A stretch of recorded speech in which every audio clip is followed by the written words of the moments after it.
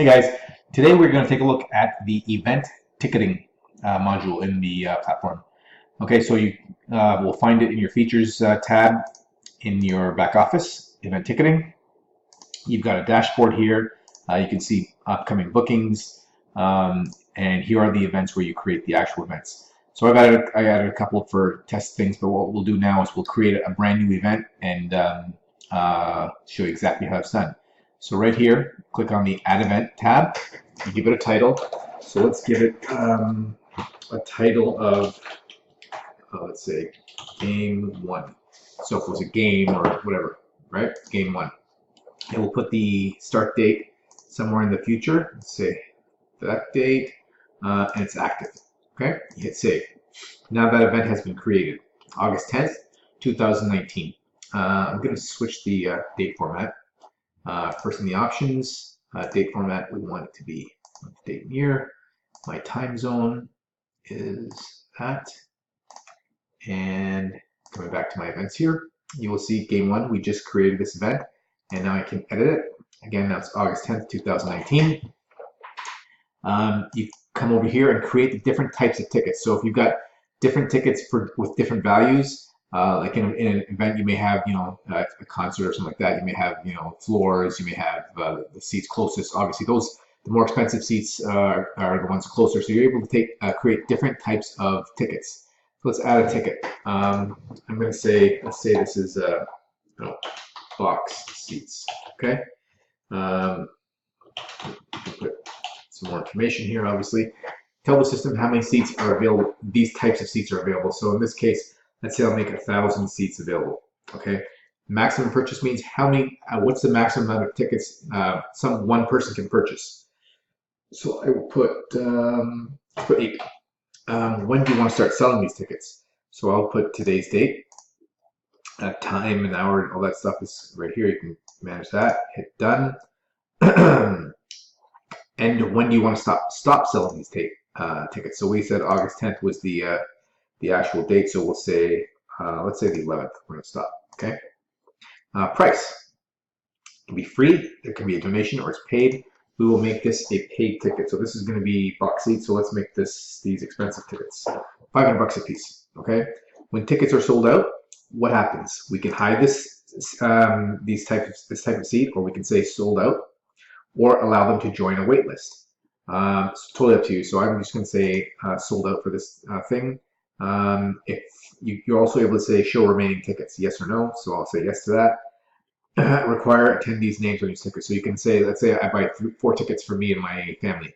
You can ask the purchaser to add people's names on those tickets if it's necessary. I'm going to pass on that. We don't need names on people's names on the tickets. So we'll save that. Okay. Now we can create a seat map. I'm not going to add a seat map here, but you can, and you'll be able to map out the functionality just like you do on our home screens. So you can make this whole thing was the venue's seat map. I'd be able to click on an area and say this is seat 1, seat 2, seat 3, and you could actually sell individual seats rather than just. Actually, you know what? Let me do that. I'll just create some sort of an image here. Let's create. See here, where's my desktop? I will create an image. Let's say, let's just use this image. Okay, I save that. Now you can see this would be obviously you want to put something with actual seating, like a seating map. But what you're able to do is set tickets. Like these are seats, so I can set 1, 2, 3, 4, 5. Put them, I can put them in any place I want. So when I'm selling the ticket, I can actually, as a user, pick the seats that I want to sit at. Right? You can put these anywhere you want. You can make them bigger. You can name them. This could be, whatever, gold seats or whatever you want to call them, and how many tickets are in each seats. Right? So that's how that works. What I'm going to do now is delete this because I don't want you to see this on the front end. So I'm going to delete that. Okay. So that's what you see. That's how you add the seat maps. Discounts. If you want to add a discount code, so let's say a promo code or a discount code, you can do that here. Just hit the add button, the code, the amount, the discount dollar amount. So let's add a code here just to show you how everything's done. I'll put promo one, and then the amount type, is it a discount or a percent? So I'll say it's amount, it's going to be $25 off. You could say which ticket types. If I had different types of tickets, it will all be listed here, and I can check whichever ones these promos apply to. So I'll put box seats. And then what's the minimum number of tickets purchased in order for me to get this discount? So let's say you need to purchase 2 tickets. You can also have a valid from date and a valid to date. This promo is valid from between this time and this these date periods. Okay, hit save. When you come over to your bookings, you can see the bookings made. Okay, and then you also have the PDF ticket printout. You can also add a ticket image here, and then over here you're able to put all this stuff here. So these are all the placeholders. I copy all this stuff and just paste it in the body of the thing here. So I don't need someone's email on the ticket stub. This is what's going on the actual ticket stub. I don't need their phone number. I guess I could use the event, and then the event date, the ticket number, yes, seat number, yes. Let's spread this out a little bit. Ticket, yes. And you can obviously put, you can type your own stuff up here and put whatever you want, but I'm just going to leave this simple for now. There's my ticket stub, and then again, I could put an image with my company's branding. I can put all that kind of stuff right here. Okay, save that. So now this is done. What I'm going to do is go back and create another type of ticket.